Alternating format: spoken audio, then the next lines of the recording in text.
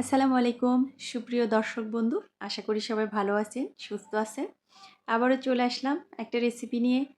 এখানে আমি নিয়েছি সমুদ্রের একটা মাছ। আসলে ওইভাবে মাছের নামটা জানি না। মাছগুলো আগে থেকেই আমি কেটে ধুয়ে পরিষ্কার করে নিয়েছি।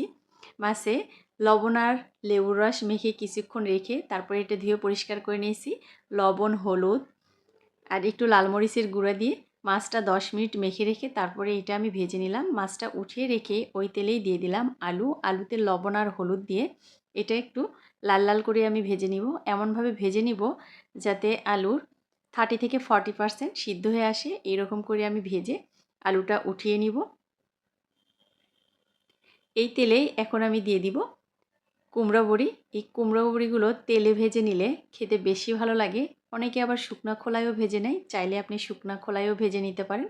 তবে আমার কাছে এরকম তেলে ভেজে রান্না করলে এটা খেতে বেশি ভালো লাগে আর খুব সহজে এগুলো ভেঙেও যায় না। এই পর্যায়ে কিন্তু চুলার জালটা মিডিয়াম থেকে লো হিটে রেখে এটা অল্প আছে ভেজে নিতে হবে। এক পিঠ হয়ে গেলে আরেক পিঠ উল্টিয়ে দিতে হবে। এটা আমি লাল লাল করে ভেজে নিব। একটু সময় নিয়ে ভেজে এটা আমি কড়াইয়ে রেখে দিব, তাহলে সুন্দর মুসমুসে হয়ে থাকবে। অন্য একটা কড়াইয়ে তেল দিয়ে ফোড়নে দিয়ে দিব আস্ত জিরা, কিছুটা পেঁয়াজ কুচি, দিয়ে দিব তেজপাতা। এখন পেঁয়াজটা লাল লাল করে ভেজে নিব। ভেজে নিয়ে এখানে দিয়ে দিব টমেটোতে একটু লবণ দিয়ে দিলাম, তাহলে টমেটো খুব তাড়াতাড়ি নরম হয়ে আসবে। টমেটো তেলের সঙ্গে একটু ভেজে নিয়ে এখানে দিয়ে দিলাম আদা রসুন বাটা, হলুদের গুঁড়া, লাল মরিচের গুঁড়া, আর এখানে নিয়েছি আমি পেঁয়াজ আর রসুন। এটা তেলে ভেজে নিয়ে তারপরে এটা বেটে নিয়েছি শিলপাটায়, এইটাও দিয়ে দিব। এই ভাজা পেঁয়াজ বেটে নিয়ে এই তরকারিতে দিলে কালারটাও সুন্দর আসবে আর সুন্দর একটা স্মেল আসবে, যেটার জন্য খেতে আরও ভালো লাগবে।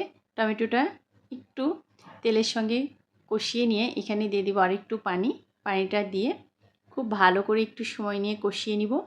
কষানো হয়ে গেলে আগে থেকে যে আলু ভেজে উঠিয়ে রেখেছিলাম এখন দিয়ে দিব সেই আলুটা দিয়ে আরও একটু সময় নিয়ে এটা কষিয়ে নিব।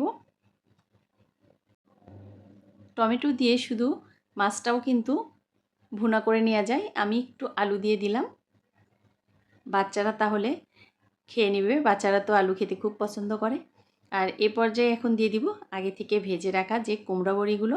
কুমড়ো বড়িটাও এই আলু টমেটোর সঙ্গে একটু কষিয়ে নিব। এখানে দিয়ে দিব খুব সামান্য একটু চিনি, এটা অপশনাল। টমেটো একটু টক টক, তাহলে এই টকটা ব্যালেন্স করে নেবে একটু চিনি দিলে।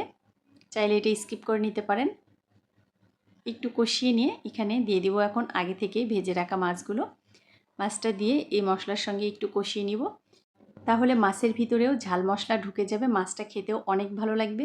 এ পর্যায়ে এখন দিয়ে দিব পরিমাণ মতো গরম পানি ঝোলের জন্য।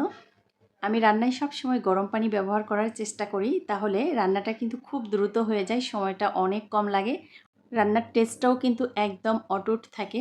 অবশ্যই চেষ্টা করবেন রান্নায় গরম পানি ব্যবহার করার। কিছুক্ষণ রান্না করে নিয়ে নামানোর আগে এখানে দিয়ে দিব 1 মুঠ পরিমাণ পেঁয়াজ কলি, আর দিয়ে দিব একটা কাঁচামরিচ মাঝখান দিয়ে আমি 4 ফালি করে নিয়েছি। এতে ঝালটাও বের হয়ে আসবে আর সুন্দর একটা স্মেল আসবে।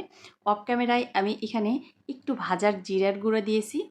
মাছের তরকারিতে ভাজা জিরার গুঁড়ো দিলে খেতে খুব ভালো লাগে। এটা এখন গরম গরম ভাতের সাথে খেতে কিন্তু অনেক ভালো লাগবে। একবার এভাবে ট্রাই করে দেখতে পারেন কুমড়ো বড়ি দিয়ে তরকারি রান্না করে। আমার রেসিপিটা কেমন লেগেছে অবশ্যই কমেন্ট করে জানাতে কিন্তু ভুলবেন না। সবাই ভালো থাকবেন, সুস্থ থাকবেন। আজ এ পর্যন্তই, আবারও দেখা হবে নতুন কোনো ভিডিও নিয়ে। আল্লাহ হাফেজ।